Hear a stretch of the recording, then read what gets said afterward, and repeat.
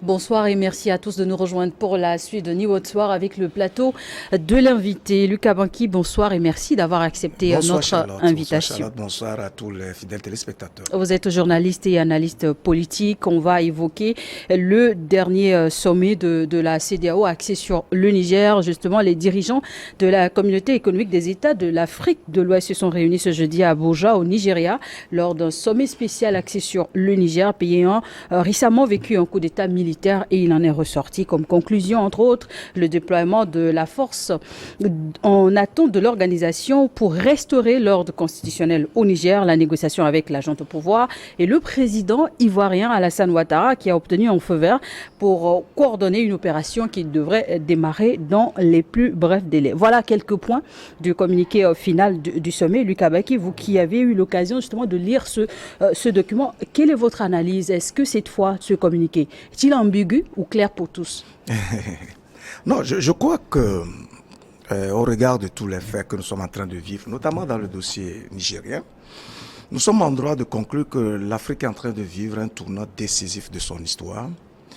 Je crois que la dynamique de sa métamorphose consistant à s'affranchir définitivement des puissances occidentales impérialistes et conquérantes est désormais enclenchée une fois pour de bon. Et je crois que c'est un mouvement tout à fait irréversible. Quelles que soient les gesticulations et quelles que soient les complicités que ces puissances sont en train d'activer dans nos pays aujourd'hui, il me semble qu'en fait, on a entamé une voie de non-retour. Vous avez parlé tout à l'heure des propos tenus par le président ivoirien qui, après le sommet de la CEDEAO à Abuja, s'est donc déporté chez lui et il a cru utile donc de faire une conférence, un point de presse pour relater ce qui a été dit. Je l'ai vu dans une posture un peu comme celle des nègres de maison. Vous savez ce que c'est? Les nègres de maison, non. Dans l'histoire des négriers, en tout cas au moment des razzias négriers, les Blancs, lorsqu'ils sont arrivés sur nos territoires, afin de pouvoir rentrer dans les réalités, dans les secrets des peuples d'Afrique, avaient besoin de coopter certains citoyens d'Afrique qu'ils essayaient de bichonner, d'habiller, de nourrir et de les mettre en confiance de sorte qu'ils puissent révéler les secrets qui caractérisaient le sacré en Afrique. Et c'est ça qui a permis aux Blancs, précisément, de pouvoir rentrer dans nos réalités et donc de commencer à ramasser la sève juvénile vitale de l'Afrique. Et là, il y a eu des razzias négriers, etc., etc., etc. Voilà qu'après cela, on a connu des situations de colonisation où nos grands-parents ont héroïquement se sont héroïquement battus pour pouvoir conquérir ce que nous avons appelé l'indépendance. C'est-à-dire le principe d'avoir la liberté de pouvoir agir et de décider par soi. Ce combat a été caractérisé par la perte des vies humaines en Afrique, etc., etc. Mais il visait un objectif de libération de notre continent. Malheureusement, plus de 60 ans après, nous constatons avec beaucoup de désarroi que ceux-là qui se prévalent de ce titre de dirigeants de nos pays sont encore dans cette complicité mesquine et dans ce rôle des nègres de maison, consistant à travailler en connivence et en complicité étroite avec les puissances occidentales afin de galvauder et de trahir la confiance que nous avons investie en eux. En tout état de cause, on retient quoi de ce qui a été dit par le président Ouattara et qui dit donc que il recense les points retenus par le sommet, c'est que la CEDEAO a décidé de déclencher la guerre contre le Niger et son peuple. J'ai envie qu'on s'attarde un peu sur ce concept de la guerre. Qu'est-ce que c'est? Je le perçois comme toute activité subversive visant à révéler la face primaire, animale, sauvage et périphérique de l'être humain. Pourquoi? Précisément parce que lorsque vous recourez aux armes, à la violence, à l'agressivité, c'est que vous avez échoué du point de vue de l'usage des facultés inhérentes à l'être humain. La CEDEAO se précipite sur cette piste. Mais bien sûr, bien sûr. C'est-à-dire qu'en fait, qu'est-ce qui caractérise l'espèce humaine? C'est d'abord le bon sens et la raison. C'est la capacité de raisonner, d'articuler, de persuader les gens et de faire en sorte à les déterminer à des actions porteuses. les dirigeants ont cette mission, en fait, de gouverner. Gouverner, c'est-à-dire d'éclairer un peuple et de l'ouvrir vers des actions, des perspectives heureuses qui permettent de préserver l'écosystème social, amenant chaque citoyen à se sentir à l'aise, etc. Aujourd'hui, il se trouve que la CEDEAO est plutôt dans des réactions épidermiques. On sent que ceux-là que nous avons comme dirigeants aujourd'hui ne sont pas équilibrés. Ils n'ont pas la paix du cœur, ils n'ont pas la sérénité. Ils ne travaillent pas sur les vertus humaines, les valeurs qui identifient l'être humain. Ils s'approchent beaucoup plus des réactions instinctives qui sont plutôt proches des animaux. Voyez-vous, lorsqu'il y a eu le coup d'État au Niger, la réaction de la CEDEAO a été de dire, ah ben écoutez, nous donnons un ultimatum de 7 jours, auquel cas si ceux qui ont renversé le président Bazoum ne reviennent pas à la raison, eh bien on est prêt à recourir aux armes. Mais est-ce que c'est une vertu? Est-ce que c'est une voie idéale qui permet justement aux dirigeants de rester dans leur mission qui est de préserver, de conserver et d'entretenir la vie? Le recours aux armes veut dire tout simplement qu'on veut tuer des gens, qu'on veut tuer des citoyens d'un peuple en vue de sauver un camarade, un ami, le président Bazoum, qui a été renversé sans effusion de sang.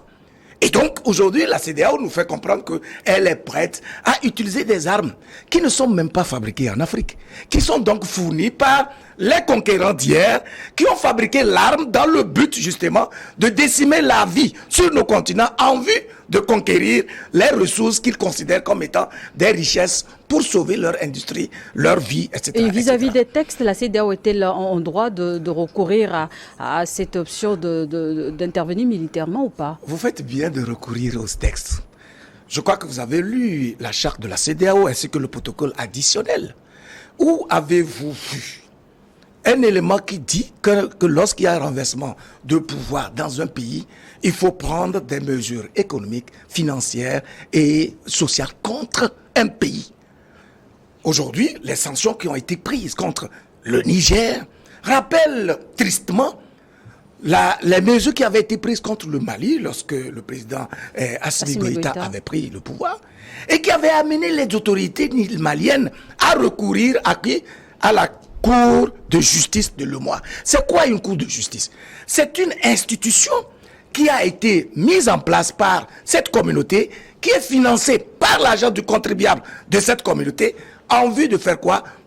D'œuvrer pour le règne de l'équité, de la justice et puis donc de tout ce qui permet de réguler la société de sorte que chaque citoyen de cette communauté-là puisse se sentir à l'aise et en confiance pour vivre comme il se doit. Lorsque tu es triché, c'est la justice qui doit pouvoir trancher. Cette justice a dit tout simplement qu'il fallait suspendre ces sanctions-là parce qu'elles sont illégales et qu'elles ne reposent sur aucun principe, ni juridique, ni judiciaire, ni social, ni même moral. Mais la CEDEAO n'avait pas obtempéré. Et comble de malheur, aujourd'hui, il y a encore un coup d'État au Niger et puis elle corse même ces mêmes mesures. Ça veut dire quoi? Ça veut dire qu'au bout du compte, nous avons des dirigeants qui ne sont pas disciplinés, qui ne sont pas cohérents, qui ne peuvent pas diriger par l'exemple. Or, la mission du dirigeant, c'est de faire en sorte à entretenir les valeurs qui permettent le vivre ensemble. Toutes les décisions qui sont prises aujourd'hui par la CEDEAO participent à diviser les sociétés africaines et à faire en sorte qu'il y ait une émergence incroyable et pernicieuse de l'individualisme. Les dirigeants, malheureusement, en viennent à personnaliser des sujets. Prenez le cas des 3 pays où il y a eu les coups d'État. Un coup d'État, c'est un coup d'État, non? Il y en a eu au Mali, il y en a eu au Burkina Faso, il y en a eu en Guinée, il y en a aujourd'hui au Niger. Et vous verrez que toutes les fois qu'il y a un coup d'État, les mesures ne sont pas les mêmes. L'histoire retiendra donc que nos dirigeants, sur un coup de tête, selon les ressentis, selon les injonctions, selon les instructions qu'ils reçoivent des puissances impérialistes, notamment de la France, ils réagissent au cas par cas.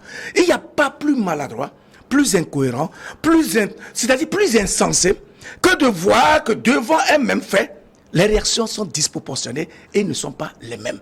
Or, la régulation de la société impose qu'il y ait des lois. Et c'est d'ailleurs pour ça qu'il y a des constitutions, il y a des principes. C'est pour ça que la CEDEAO s'est dotée d'une charte et d'un protocole additionnel. Il suffit pour un dirigeant discipliné, cohérent, visionnaire, d'appliquer simplement les lois, en tout cas tout ce qui a été défini et qui a fait l'objet d'un travail en amont des gens qui sont sensés et équilibrés. Donc, nos dirigeants sont-ils inquiets, sont angoissés qu'ils prennent des décisions iniques, cyniques et sadiques vis-à-vis de quoi? D'un peuple, des citoyens qui ne demandent en réalité. En même temps, Lucas Baki, c'est le 4e coup d'État en seulement 2 ans. La CEDEAO ne crie-t-elle pas un peu un ras-le-bol? Mais pourquoi y a-t-il de ras-le-bol à partir de l'instant où cette communauté-là, au moment où on l'a créée en 1975, s'est définie une vision, a un objectif qui est clair, qui est donc de travailler en sorte à avoir un épanouissement réel dans cet espace, à faire en sorte que, à construire une certaine économie, un développement, etc., etc. Si aujourd'hui, plus de 45 ans après la mise en place de cette institution, on en vient à vivre encore des situations de coup d'État, ça veut dire que c'est une révélation parfaite de la faillite de ces dirigeants-là, qui n'ont pas été capables de matérialiser cette vision-là et qui se comportent malheureusement en véritable traître contre les peuples et leurs aspirations profondes. La vérité, c'est que aujourd'hui, nos dirigeants nous montrent clairement qu'ils n'ont pas compris leur mission, ils n'ont pas compris leur vision, ils n'ont pas compris ce que le peuple attend d'eux. Et donc, du coup, ils sont dans des ressentis négatifs périphériques. Et ils nous donnent qu'en fait, ils n'ont rien de spirituel, ils n'ont aucune capacité de sacrifice pour pouvoir impacter leur environnement par leur capacité de raisonnement, par leur inspiration, par leur équilibre. Mais c'est un drame total. Mais dans tous les cas, heureusement, il y a un éveil de conscience au sein de la masse qui fait que, quelles que soient les circonstances et quoi qu'il arrive, les dirigeants n'auront pas de raison. Ils ne vont pas avoir la préséance sur cette aspiration-là. Et donc, c'est une certitude que si les dirigeants ne vont pas à la racine pour revisiter les causes qui expliquent aujourd'hui ces renversements des régimes par des voies détournées, ce mouvement, malheureusement, va continuer. Parce qu'en réalité, au bout du compte, ce qu'on cherche, c'est l'affranchissement des peuples d'Afrique et leur capacité à assumer leur souveraineté. J'entends par souveraineté la capacité pour un pays de décider par lui et pour lui, dans l'intérêt bien compris de ce dont son peuple a besoin. Et donc, c'est pour ça que j'accepte, je suis très, très friand de cette triptyque adoptée par les dirigeants maliens qui dit que d'abord, il faut travailler pour préserver et respecter la souveraineté du peuple malien, de faire en sorte, et donc, une fois que vous parlez de la souveraineté, vous comprenez que vous devez avoir cette lucidité de poser le vrai diagnostic sur les défis qui se posent à votre peuple. Parce que notre vocation, en fait, c'est de vivre. C'est de répandre notre existence et de faire en sorte que cette vie-là soit préservée, entretenue, aussi bien la nôtre que celle du voisin, de tri, etc., etc. Et donc, vous devez pouvoir faire des choix lucides en fonction des intérêts qui permettent de participer à construire la vie. Donc, les choix stratégiques qui s'imposent donc aux dirigeants doivent être respectés par quiconque veut travailler avec un pays souverain. Et donc, au bout du compte, le résultat, c'est de construire, de préserver et d'entretenir les intérêts du peuple qui permettent à ce peuple-là de s'épanouir, de se construire et de s'appeler, d'avoir la fierté d'exister.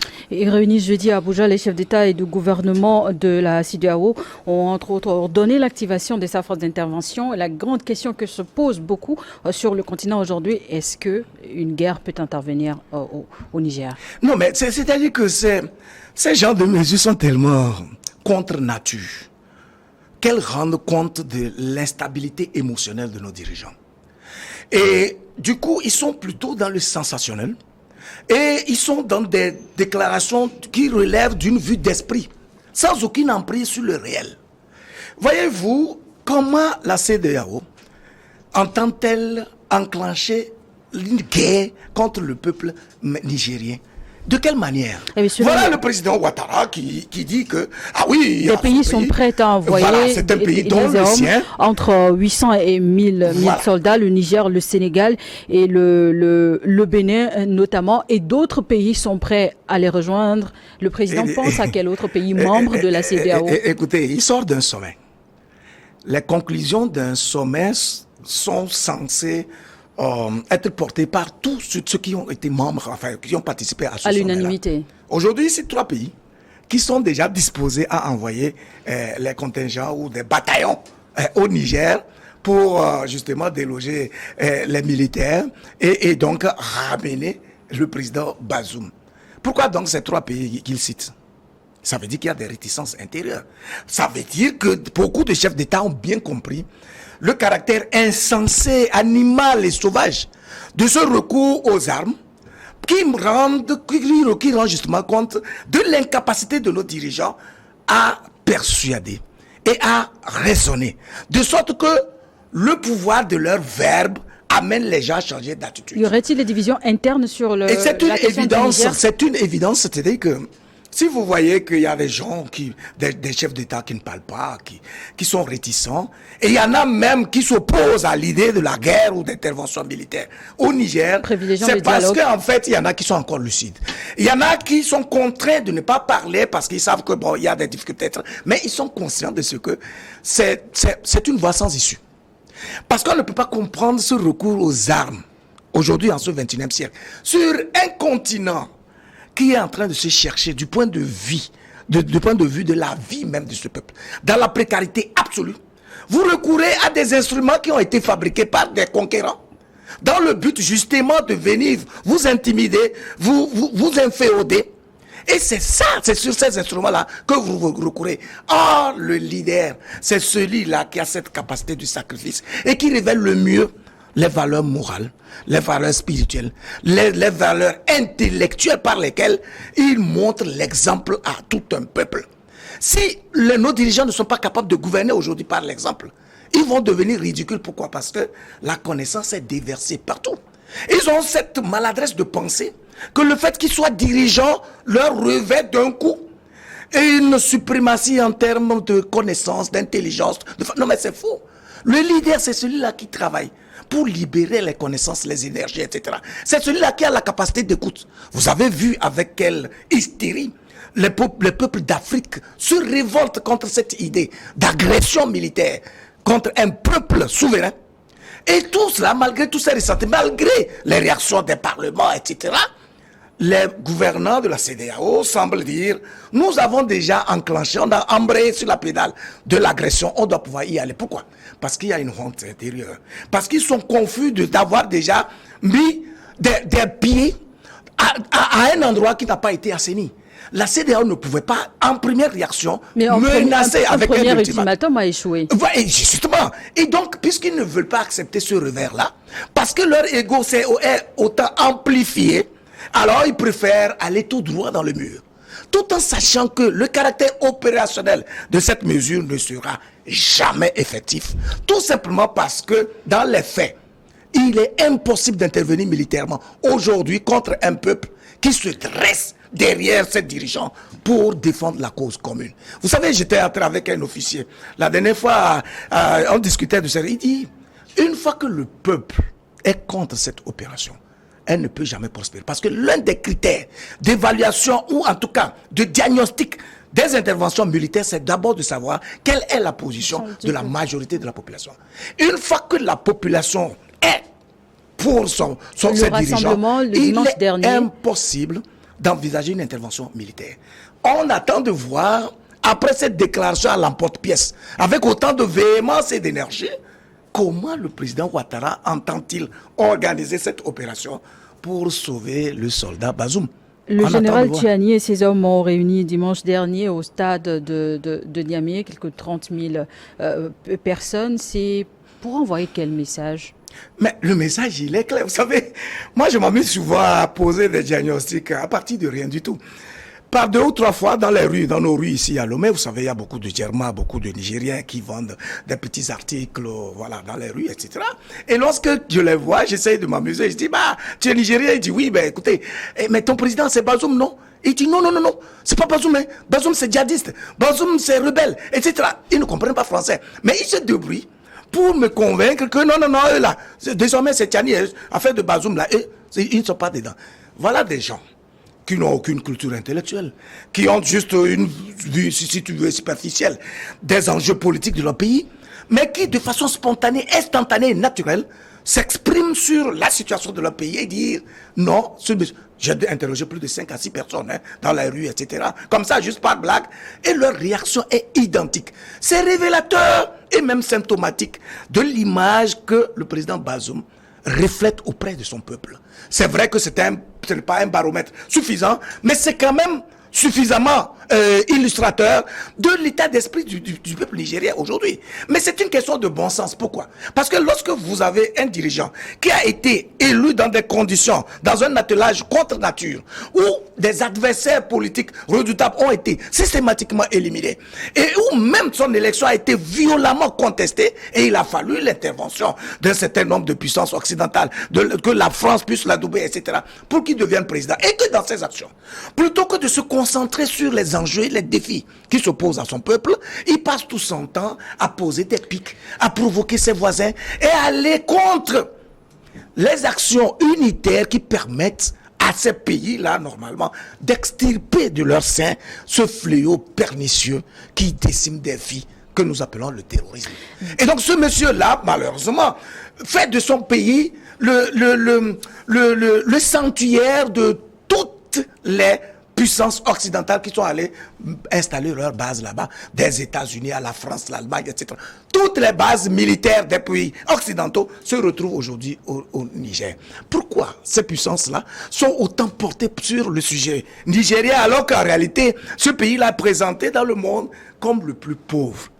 En réalité, tous les intérêts se retrouvent précisément. C'est le dernier bastion, c'est le dernier pays stratégique, géostratégique, à partir duquel ces puissances-là espèrent se refaire une santé politique, diplomatique dans notre espace.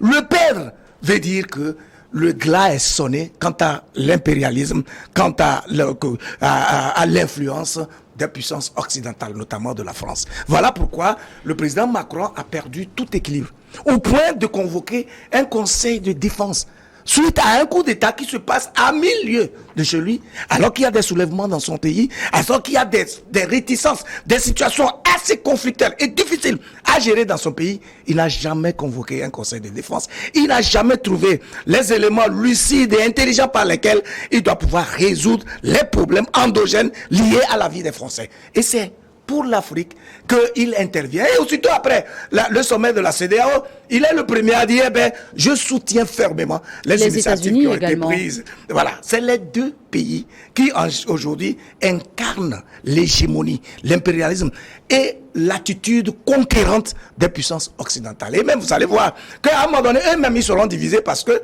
quand les États-Unis se rendront compte en réalité que la position de la France n'est plus soutenable dans nos pays, là, les États-Unis, comme d'autres pays, vont finir par la contourner parce qu'en fait, ils ont passé tout leur temps à lui sous-traiter les questions de nos pays. Mais dès lors que la France aujourd'hui n'a plus d'image porteuse en Afrique, ils vont se diviser entre eux. Et puis cela ne fait que participer à leur effondrement dans notre espace. 15 jours après le coup d'État, les militaires au pouvoir à Niamey viennent de nommer un Premier ministre. Un gouvernement de 20 membres a également été constitué.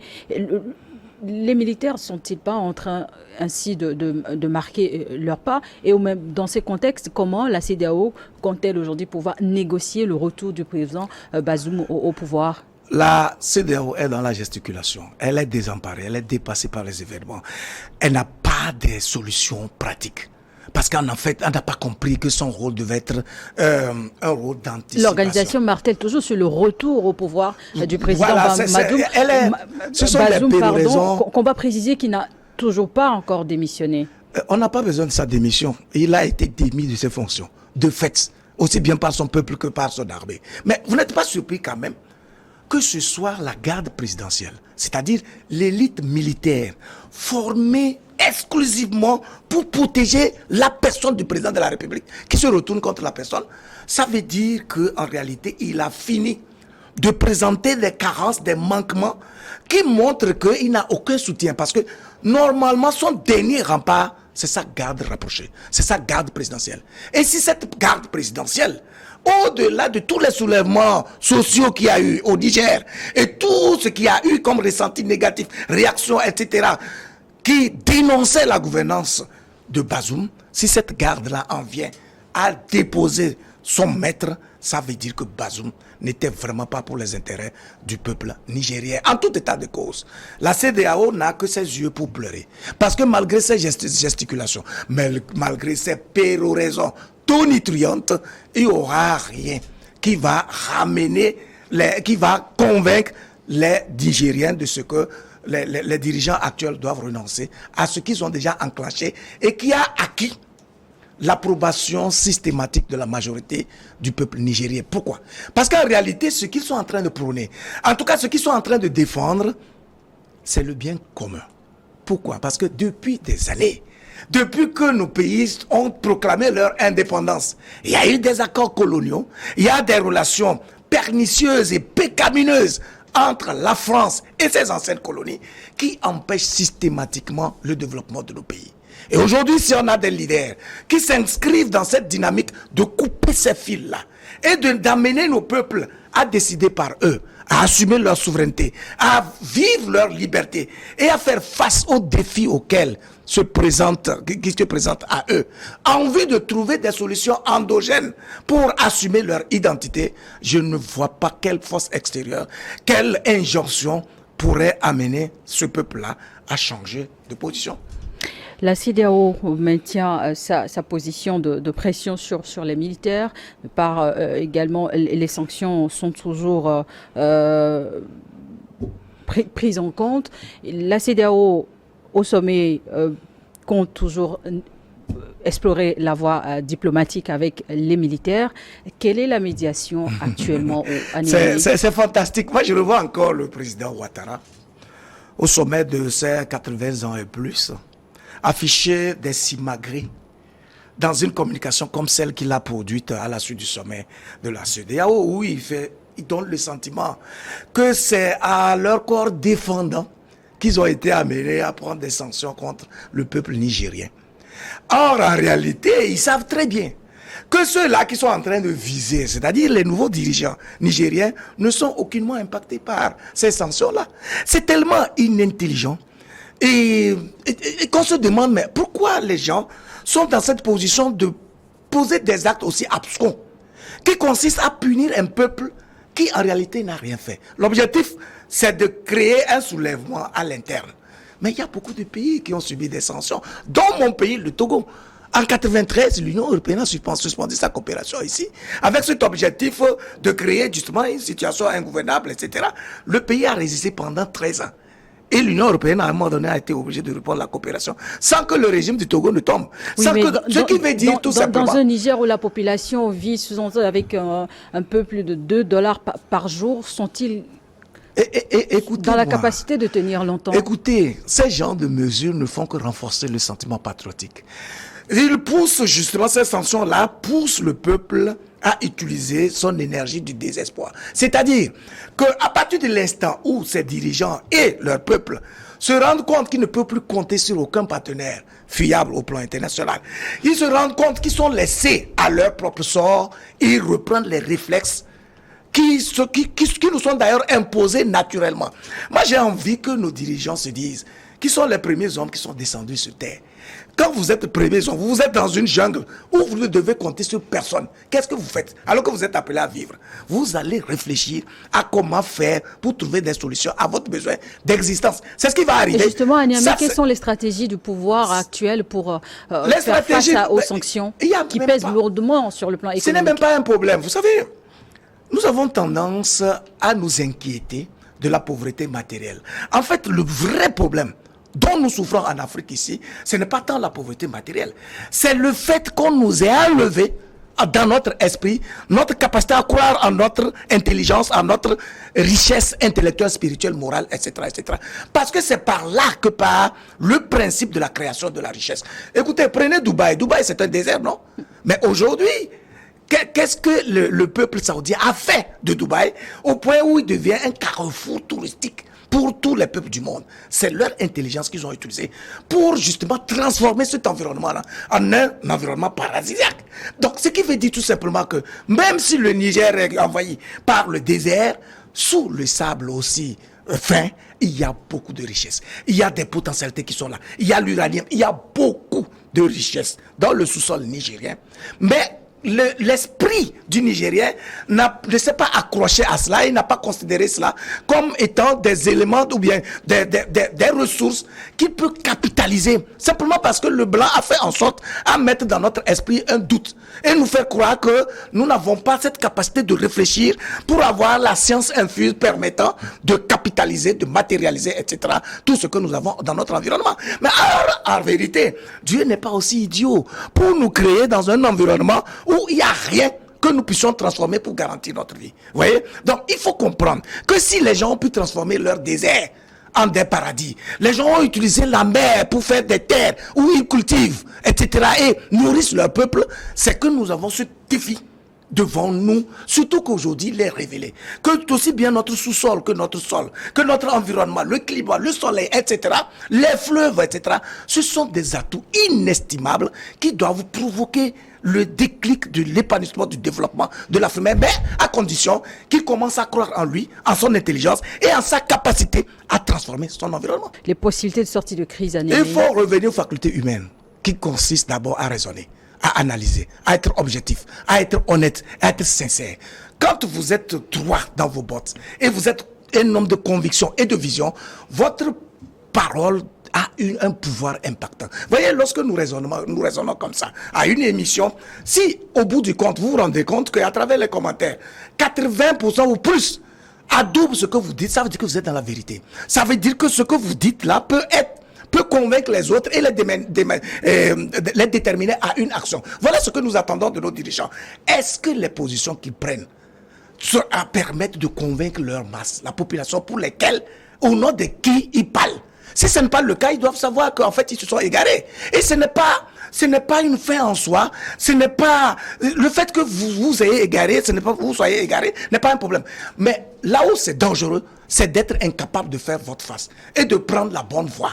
Parce que vous avez un ego tellement amplifié et vous pensez que parce que vous êtes président, donc vous êtes intouchable. C'est ce qui fait que malheureusement, ils subissent des coups d'État. Il faut qu'ils reviennent à leur faculté d'être humains, qui les différencie des autres espèces de la nature. Aujourd'hui, c'est l'Afrique, c'est le président de la CEDEAO qui prête le flanc à l'exercice des conquérants permettant justement de diviser, de fractionner et de continuer à régner dans nos territoires. C'est quand même incongru et très, très, très, très maladroit. Merci, Lucas Baki, d'avoir accepté de répondre à nos questions. Merci à vous de nous avoir suivis. On va marquer une courte pause pour une nouvelle édition du journal et la suite de New Haute Soir. Ce sera avec Guillaume Rowe pour le plateau de Regard Croisé.